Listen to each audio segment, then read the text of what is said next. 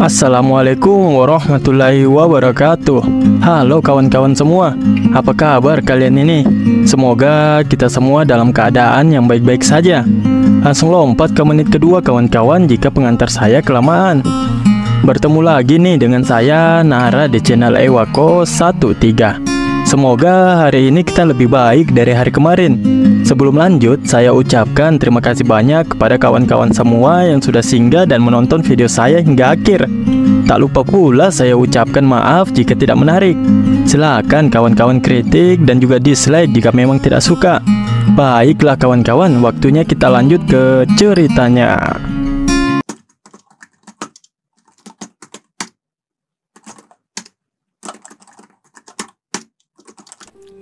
Master Hyunso lalu mempersiapkan sebuah batu besar sebagai bahan latihan dari Damho. Damho sejatinya ingin membantu Hyunso untuk memindahkan batu tersebut, namun dilarang oleh masternya itu. Mulai hari ini dan seterusnya, mereka harus menjauh dari pandangan orang lain perintah dari Hyunso. Memang totalitas sekali guru satu ini kawan-kawan. Di antara seni bela diri terkenal yang terlupakan, ada teknik bela diri yang dikenal sebagai Hyol Cheongak. Itu adalah seni bela diri yang diciptakan oleh iblis darah besi, Uk Yung Pai, seorang ahli bela diri yang melakukan perjalanan melintasi Gangho 20 tahun yang lalu. Gangho di sini itu seperti murim ya kawan-kawan, dunia seni bela diri. Dia membuat kekuatan yang begitu keji, sehingga ada desas-desus tentang langit yang memerah dari satu tendangannya. Dia bahkan tidak repot-repot menyembunyikan perselingkuhannya, menyebabkan masalah dan kasar saat berhubungan seks. Pada akhirnya, dia menjadi musuh nomor satu di Gangho. Pada saat itu, ratusan ahli bela diri bergabung untuk melawan dan menangkapnya. Namun, dia mengalahkan mereka dan menghilang begitu saja. Setelah itu, dia menghilang dari masyarakat dan tidak pernah muncul lagi. Pada akhirnya, dia menjadi mitos. Dilupakan oleh kebanyakan orang-orang yang mengira bahwa dia pensiun karena dia merasa jengkel dengan pertemuan itu. Akan tetapi, kenyataannya berbeda.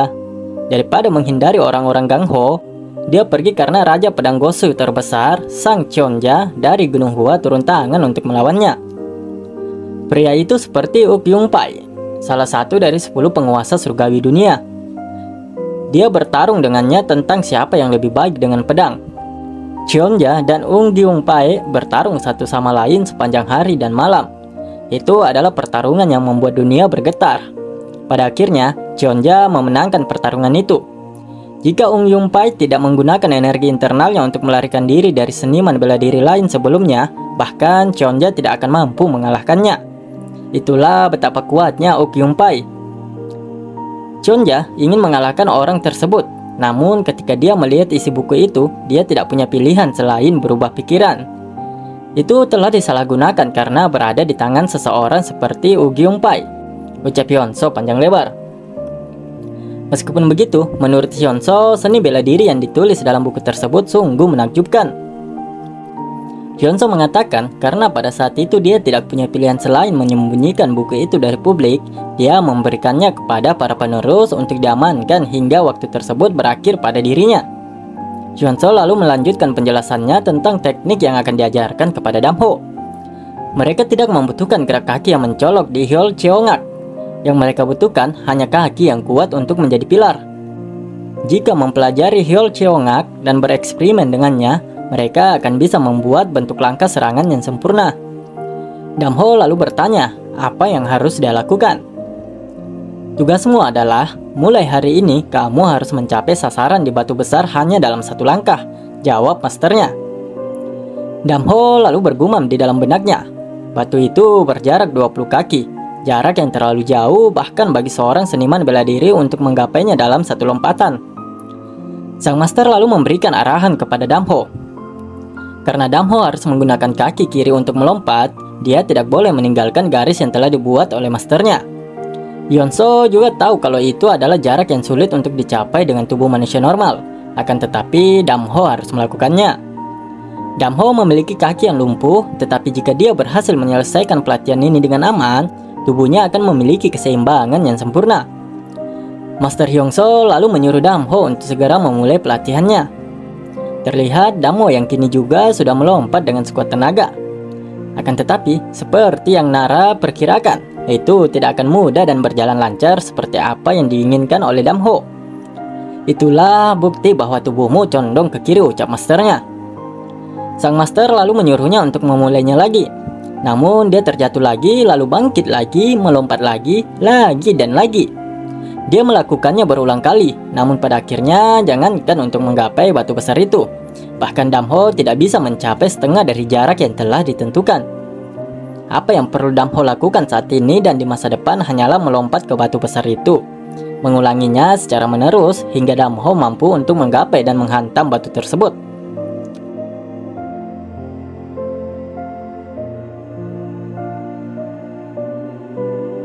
Damho terus melompat ke arah batu itu berulang kali. Hari demi hari pun tak terasa telah terlewati. Pada awalnya, tinjunya terlalu jauh untuk bisa mencapai batu besar itu. Dia menyimpang dari garis yang digambar di tanah. Hanya pergi ke arah yang benar secara konsisten membutuhkan waktu 1 bulan untuk mencapainya. Tetapi setelah itu Damho mulai melihat peningkatan dalam mendekati batu besar itu. Neraka sebenarnya dilepaskan mulai saat itu. Membentur tanah dengan kekuatan sebesar itu dengan kakinya yang lumpuh memberinya rasa sakit yang menyiksa. Rasanya seperti kakinya dipelintir dan otot-ototnya terkoyak. Ya sama seperti Nara kawan-kawan. Sudah semingguan ini perut Nara tuh kayak, aduh, isi perut dalam tuh kayak apa ya, kayak diikat, kayak dipelintir terus tuh kayak diiris-iris gitu. Sakitnya minta ampun, perih lagi. Ya orang-orang yang punya ma akut plus asam lambung pasti paham lah apa yang Nara rasakan gitu.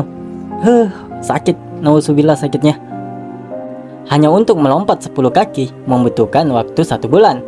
Dan Damho sebulan berikutnya akhirnya dia dapat melompat ke batu besar tersebut. Dan hari ini Damho akhirnya bisa mencapai tanda yang tergambar di batu besar itu. Dia akhirnya berhasil melewati langkah pertama. Akan tetapi dia tidak puas hanya dengan mencapai batu tersebut. Dia membutuhkan kecepatan dan kekuatan internal yang cukup kuat untuk menghancurkan batu besar itu. Shin lalu memperlihatkan di suatu tempat yang tidak dijelaskan entah di mana. Terdapat sebuah kelompok pengiriman yang bernama kelompok pengiriman Bukro. Mereka sedang melakukan perjalanan pulang setelah berdagang dari barat. Kelompok pengiriman Bukro diciptakan oleh Oh Seong-gyung yang mempelajari seni bela diri di sekte Mudang 30 tahun yang lalu dan sejak itu mendapatkan reputasi yang hebat. Terlihat 2 orang dari kelompok itu yang sedang mengobrol dan salah satunya seperti sedang merindukan istrinya.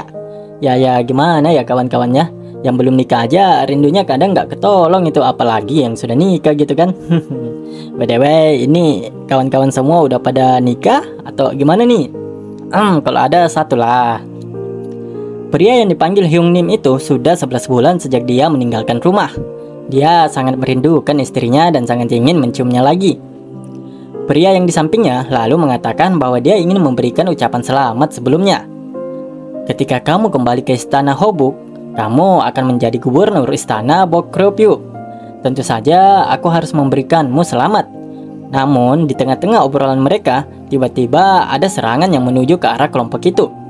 Itu merupakan sebuah penyergapan. Dalam waktu singkat, satu persatu anggota kelompok itu mati dengan pedang dan tombak yang menancap di tubuh mereka. Orang-orang yang menyergap mereka pun kini keluar dan memperlihatkan diri mereka. Entah apakah itu bandit atau pesaing dari kelompok dagang tersebut. Hyung Nim memerintahkan bawahannya agar mereka bersiap dan melindungi barangnya. Kapten kelompok itu lalu bertanya kepada Hyung Nim siapa yang mengirim orang-orang tersebut. Hyung Nim sendiri juga tidak tahu siapa mereka dan siapa yang mengirimnya. Yang dia tahu adalah orang-orang itu sangat terampil dalam seni bela diri. Aku Oh Seong-gyung, murid inti Mudang dan pemimpin kelompok pengiriman Bukro, ucap Gyung memperkenalkan diri. Begitu emosi dia karena telah disergap seperti itu. Dia menghardik dan berkata kepada orang-orang yang menyergapnya, kalian pikir kalian ini siapa? Berani menyerang grup pengiriman Bukro seperti ini? Orang-orang itu hanya tertawa mendengar ucapan dari Gyung. Kalian begitu bangga menjadi bagian dari sekte Mudang, ucap seorang pria berambut kuning yang sepertinya adalah pemimpin dari kelompok penyergapan itu. Beraninya kalian memperlakukan sekte Mudang seperti sampah, ucap Gyung. Aku bisa menangani penghinaan apapun terhadapku, tapi aku tidak akan mentolerir siapapun yang menghina Sekte Mudang. Lanjutnya, harga dirimu untuk Sekte Mudang begitu besar. Itu sungguh lucu. Bagaimanapun, Sekte Mudang hebatmu itu bersembunyi setelah menghadapi kami, ucap si rambut kuning yang kini juga sudah berada di hadapan Giung. Sudah 20 tahun sejak dunia percaya bahwa kami musnah, tanda iblis yang diketahui seluruh dunia. Apakah kamu masih belum mengerti siapa kami? Pola seperti ledakan kembang api, ucap pria kuning itu yang tidak memperkenalkan dirinya secara langsung. Sontak saja menyadari hal tersebut membuat Giung menjadi panik. Kembang api dalam bentuk bunga. Apakah kamu seorang praktisi iblis? Ucap Giung. Si rambut kuning lalu tertawa dan mengatakan bahwa mereka sepertinya sekarang sudah mengerti mengapa dia mengatakan bahwa Sekte Mudang takut terhadap mereka. Giung masih sulit mempercayai bahwa orang-orang yang menyergap dan menghadangnya merupakan kelompok dari praktisi iblis. Apakah kamu masih tidak mempercayaiku? Jika begitu, aku hanya harus membuktikannya dengan mengalahkanmu tanpa alasan, ucap si rambut kuning itu yang berniat untuk membantai mereka semua. Tunjukkan dengan benar siapa kita, ucap si rambut kuning yang memberikan perintah kepada anggotanya untuk menyerang kelompok Bukro. Semuanya, bersiaplah. Mereka adalah bajingan yang mengubah Jungbon menjadi lautan darah 20 tahun yang lalu. Kita harus menghentikan mereka di sini, ucap Oh Seong-gyung. Kelompok Bukro juga bersiap untuk bertarung habis-habisan untuk saat ini. Makwang, ucapnya memanggil orang yang dipanggil Hyung Nim sebelumnya. Jadi namanya itu Makwang ya kawan-kawannya.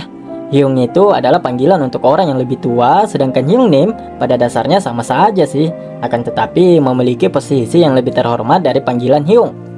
Entah Nara sudah pernah jelaskan atau belum, tapi ya kita lanjut lagi lah. Aku akan mengurus semuanya di sini. Jadi pastikan untuk bertahan hidup, ucap Giung pada Makwang. Kapten, apa yang Anda katakan? Saya akan membantu Anda sampai akhir, ucap Makwang yang tidak ingin meninggalkan kaptennya. Jika mereka benar-benar dari Sekte Iblis, kita semua akan mati. Seseorang harus bertahan dan memberitahu Jungwon tentang berita ini. Di antara kita, satu-satunya yang memiliki kesempatan untuk kembali hidup adalah kamu. Ini adalah permintaanku, ucap Giung memerintahkan Makwang untuk segera melarikan diri. Sementara dia akan mencoba menahan orang-orang itu selama mungkin. Karena dia sendiri menyadari bahwa dia tidak mampu mengalahkan orang-orang itu jika benar orang-orang itu merupakan praktisi iblis. Pertarungan, atau lebih tepatnya pembantaian yang dilakukan oleh praktisi iblis pada hari itu terasa begitu cepat. Pada hari itu pula, kelompok pengiriman Bukro dan pengaruhnya menghilang dari dunia. Kembali ke tempat latihan Damho, terlihat Damho yang masih berlatih tanpa rasa lelah dan letih. Dia bertekad untuk menghancurkan batu besar itu hari ini dan terlahir sebagai manusia baru. Dia lalu bersiap memasang kuda-kuda dan mengambil ancang-ancang untuk melompat dan menghantam batu besar itu. Seperti pendobrak, aku harus berjalan lurus ke atas batu, menutup celah dalam sekejap, gumamnya yang kini sudah melompat dan berada tepat di hadapan batu besar itu. Berhasil kini dia kawan-kawan, tidak hanya menyentuh batu besar itu, akan tetapi mampu memberikan hantaman yang cukup kuat. Damho berhasil menyebabkan keretakan serta meninggalkan sebuah lubang pada batu besar yang menjadi teman latihannya selama ini. Akhirnya, aku berhasil, ucapnya. Kerja keras dan air matamu selama setahun terakhir tidak sia-sia, ucap sang master. Dan ternyata waktu juga telah berlalu setahun sejak Damho memulai pelatihannya pertama kali. Kamu sangat menderita selama ini. Aku tahu berapa banyak usaha yang kamu lakukan lebih baik daripada orang lain. Namun, kamu baru mencapai level yang saat ini dimiliki oleh orang lain. Ucap Hyunso yang menasihati Damho agar tidak berpuas diri begitu cepat. Damho mengerti dengan nasihat yang diberikan masternya. Meskipun demikian, baginya apa yang dia capai saat ini sudah cukup. Aku tidak akan diinjak-injak untuk kedua kalinya, ucap Damho. Keyakinan Damho semakin menguat seiring berlalunya waktu. Hyunso merasa bahwa dia mungkin telah mengubah Damho menjadi seorang monster. Ketua sekte mengatakan untuk tidak mengajarinya seni bela diri Gunung Hua. Namun, seni bela diri yang tepat untuk Damho bukanlah sesuatu yang ditemukan di Gunung Hua. Oleh karena itu, Hyunso merasa tidak menentang kata-kata dari ketua sekte. Itulah mengapa tidak ada yang perlu dia sesali. Damho adalah satu-satunya muridnya dan semua itu dilakukan untuk muridnya. Selama setahun terakhir, tidak satu orang pun yang pernah mendaki gunung ini. Jelas, tidak ada tetua yang mau. Tetapi, bahkan murid kelas 1 juga tidak ada satupun yang mengunjungi mereka berdua dalam kurun waktu tersebut. Damho bukanlah anak yang tanpa nilai yang perlu dikasihani. Dia pasti akan menjadi harta Gunung Hua menurut Hyunso. Hyunso mendengar bahwa senior Hyunggung pergi ke pelatihan terpencil bersama dengan Myunggyong, muridnya yang baru saja dia terima setahun lalu pada saat mengadakan kompetisi penerimaan murid pribadi. Bukannya aku tidak menyimpan dendam padamu, tapi aku berharap kamu bisa melatih Myunggyong menjadi pelihara Gunung Hua, gumam Hyunso. Keesokan harinya, terlihat Damho yang sedang mengangkat air sembari mempelajari buku yang diberikan oleh masternya. Menurutnya, dia harus berusaha lebih keras lagi jika ingin menjadi lebih kuat dari sebelumnya. Bahkan untuk mempelajari Hyol Cheongak itu masih jauh di masa depan. Tapi dia sendiri belum yakin bahwa apa yang sudah dipelajarinya saat ini itu bisa berguna di pertarungan sungguhan. Damho masih memiliki jalan yang cukup panjang. Tidak lama kemudian, datanglah Won Yul dengan terburu-buru. Damho menanyakan apa tujuan Won Yul datang ke sana. Saya dengan rendah hati menyapa kakak senior saya. Ketua sekte memberi perintah untuk mengumpulkan semua master, ucap Won Yul. Ketua sekte tidak mengirim kabar selama lebih dari setahun. Akan tetapi dengan tiba-tiba dia memanggil Master Hyungso. Damho kemudian beranjak untuk memanggil masternya di dalam rumah. Senior, ketua sekte. Namun sebelum Won Yul menyelesaikan ucapannya, sudah kubilang, tunggu saja, ucap Damho yang langsung memotong perkataan Won Yul dengan tatapan yang begitu tajam dan mengerikan. Tatapan Damho membuat Won Yul menjadi tak berkutik. Kenapa tatapannya begitu mengintimidasi? Aku hanya murid kelas 2, tapi aku masih memiliki harga diriku sebagai seniman bela diri. Jadi, mengapa aku menjadi begitu lemah lembut di depan senior? Gumam Won Yul yang begitu takut dan ngeri melihat Damho. Menurutnya, itu sangat aneh. Tapi dia hanya bisa menghela nafas dan tidak mengeluarkan sepatah kata lagi.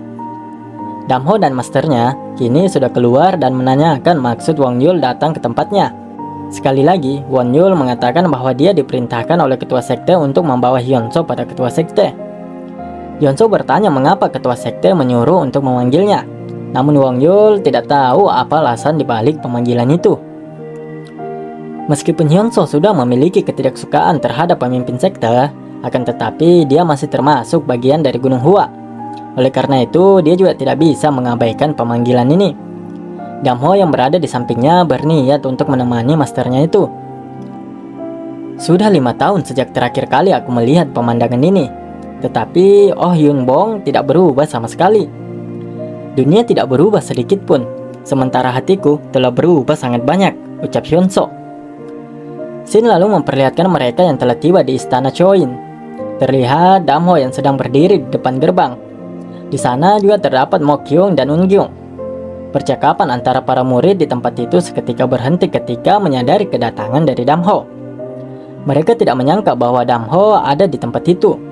Bahkan mereka sempat mendengar bahwa Damho sudah tidak bisa berjalan lagi. Mokyung lalu menyapa dan menanyakan kabar dari Damho. Senior, sudah lama tidak bertemu, ucap Damho. Mokyung bergumam di benaknya. Aku belum mengunjunginya selama setahun terakhir. Ini sungguh memalukan. Junior, apakah tubuhmu baik-baik saja? Tanya Mokyung. Damho menjawab bahwa dia saat ini menjadi jauh lebih baik. Itu juga tak lepas berkat dari seniornya. Di tengah-tengah obrolan mereka, ada seorang gadis yang datang menghampirinya. Gadis itu lalu memperkenalkan namanya sebagai Yun Soha dari Sekte Mudang. Dia mengatakan bahwa dia mengunjungi Gunung Hua bersama dengan masternya. Dia lalu bertanya kepada Damho, apakah Damho juga termasuk murid Gunung Hua? Mokyung mengiyakan dan mengatakan bahwa Damho adalah murid kelas 1 di Gunung Hua. Mengetahui Damho adalah murid kelas 1, bertanya-tanya tentu si Yun Soha itu kawan-kawan. Mengapa dia tidak bisa merasakan ki yang diciptakan seni bela diri Gunung Hua? Mokyung mengatakan kepada Damho bahwa mereka adalah tamu dari Sekte Mudang. Damho lalu bertanya kepada Mokyung untuk alasan apa mereka ada di sini. Akan tetapi, Mokhyun sendiri juga tidak tahu mengapa mereka datang tiba-tiba. Jun So-ha menyadari percakapan keduanya. Dia berkata, sepertinya mereka ingin dirinya memberikan jawaban untuk pertanyaan itu. Akan tetapi, Jun So-ha mengatakan bahwa itu bukan sesuatu yang boleh dia beritahu kepada mereka. Di taman dalam istana Choin, terlihat sudah ada ketua sekte, Hyun-so dan juga tamu dari Gunung Mudang. Pria yang ada di hadapanmu adalah Cheong Hyo, ketua sekte Mudang, ucap ketua sekte kepada Hyun memperkenalkan ketua sekte muda. Saya Hyun-so dari Gunung Hua, ucap Hyun-so yang memperkenalkan dirinya. Senang bertemu dengan Anda. Saya Cheong Hyo dari sekte Mudang, balas ketua sekte Mudang. Karena Anda adalah junior ketua sekte Hua, kekuatan yang Anda miliki pasti luar biasa. Lanjutnya memuji Hyun-so. Akan tetapi, Hyun-so langsung menepis pujian itu dan berkata, seorang tahu terpelajar seperti saya tidak memiliki kekuatan seperti itu. Untuk alasan apa Anda datang mengunjungi Gunung Hua? Ucap Hyun-so. Cheong Hyo lalu meminta maaf dan mengatakan bahwa niatnya datang untuk meminta bantuan Gunung Hua. Apakah kamu meminta tenaga kerja dari Gunung Hua? Tanya Hyun-so. Belak-belakan juga master dari Damho ini kawan-kawan. Gak suka basa-basi dah, langsung to the point pokoknya. Cheong Hyo membenarkan perkataan dari Hyun-so. Dia juga menambahkan bahwa mereka sangat membutuhkannya. Hyun-so bertanya apa yang sebenarnya terjadi sampai membuat ketua sekte Mudang itu memohon seperti ini. Sebelum Cheong Hyo menjelaskan alasannya, ketua sekte langsung berdiri dan mengatakan bahwa mereka telah menemukan murid dari sekte iblis. Tentu saja mendengar perkataan dari ketua sekte membuat Hyun-so begitu terkejut. Ketua sekte beranggapan jika kabar itu benar, bukankah mereka semua akan dalam bahaya yang besar? Hyun-so lalu dibuat larut dalam keterkejutannya. Sekte iblis yang menghilang lebih dari 20 tahun yang lalu telah kembali. 20 tahun yang lalu, nama mereka memaksa kami untuk berlumuran darah dan tak terhitung banyaknya orang meninggal. Bahkan mereka memusnahkan Monpa. Apakah itu benar-benar sekte iblis? Tanya Hyun-so. Ketua sekte mengatakan bahwa mereka harus memeriksanya terlebih dahulu. Kami tidak mungkin mengklaim bahwa sekte iblis telah kembali ketika yang kami miliki hanyalah selembar kertas yang mengatakan bahwa mereka menyerang, ucap Cheong Hyo. Itulah sebabnya Cheong Hyo membutuhkan bantuan dari Gunung Hua. Gunung Hua paling dekat dengan Pyeongguk, tempat yang telah dihancurkan. Cheong Hyo mengatakan bahwa sekte Jongnam juga telah mengirim orang untuk memeriksanya. Mereka juga akan ikut membantu dalam penyelidikan ini. Ketua sekte menjelaskan bahwa mereka datang untuk meminta bantuan agar mengumpulkan murid Gunung Hua. Hyun-so kemudian bertanya, lalu untuk apa ketua sekte memanggilnya? Kamu harus ikut pergi dengan mereka, jawab ketua sekte. Tentu saja itu membuat Hyun-so kaget. Ketua sekte menjelaskan mengapa dia ingin mengirim Hyun-so untuk ikut menyelidiki kasus ini. Pengetahuan dan ingatan yang kamu miliki bukanlah sesuatu yang dimiliki oleh banyak orang. Bahkan jika mereka melihat bukti yang ditinggalkan orang lain, tidak mungkin bagi mereka untuk mengetahui apakah itu benar-benar perbuatan dari sekte iblis atau tidak. Bahkan jika seni bela dirimu kurang, bukankah wawasanmu sungguh luar biasa? Kamu masih bisa membedakan tanda mereka dari orang lain, bukan? Tanya ketua sekte. Bagaimana mungkin saya lupa? Jawab Hyun-so. Saya harus memeriksa mayat dari Tuan Cheonggong, serta mayat lainnya yang tak terhitung jumlahnya, lanjutnya. Mendengar pengakuan Hyun-so membuat Cheong Hyo begitu lega. Dia begitu berterima kasih. Menurutnya Gunung Hua berisikan orang-orang yang bertarung paling berani melawan sekte iblis. Mereka juga lah yang paling tahu banyak tentang sekte iblis. Hyun-so lalu melanjutkan sebuah persyaratan agar dia mau ikut dalam penyelidikan ini. Ketua sekte lalu menanyakan apa syarat itu. Aku harus diizinkan untuk membawa muridku dalam perjalanan ini, ucap Hyun-so. Sepertinya Hyun-so ingin memberikan pengalaman secara langsung terhadap murid kesayangannya itu, Damho. Ngomong-ngomong nih kawan-kawan, ada yang tahu nggak pomedo apa yang digunakan oleh Master Hyun-so? Jawab di kolom komentar ya kawan-kawan. Soalnya dari awal chapter tuh rambut dari Master Hyun-so ini lurus tegak ke kiri kawan-kawan. Mau itu di luar ruangan, di dalam kamar, di atas gunung, pokoknya konsisten dia punya rambut lari ke kiri. Baiklah kawan-kawan, perjumpaan kita kali ini mungkin ya apa ya, terbilang singkat setelah 1 minggu lebih tidak upload. Ya mau gimana ya kawan-kawan, mau ndak mau nara akhirnya sampai di sini. Ini juga video kedua yang Nara upload untuk hari ini. Ya soalnya kalau Nara kasih jadi satu, itu HP Nara kemungkinan rusak dan meledak kawan-kawan. Panasnya nauzubillah, pasti error lagi HP Nara. Mohon maaf juga kawan-kawan, ini baru bisa lanjut soalnya Nara baru kemarin rasanya agak enakan. Dan ini kayaknya rasa perutnya kayak aduh gimana lagi ya, kayak sakit lagi nih kawan-kawan. Dan terima kasih banyak atas support kawan-kawan semua. Mimin ucapkan terima kasih banyak. Saya Nara, wassalamualaikum warahmatullahi wabarakatuh.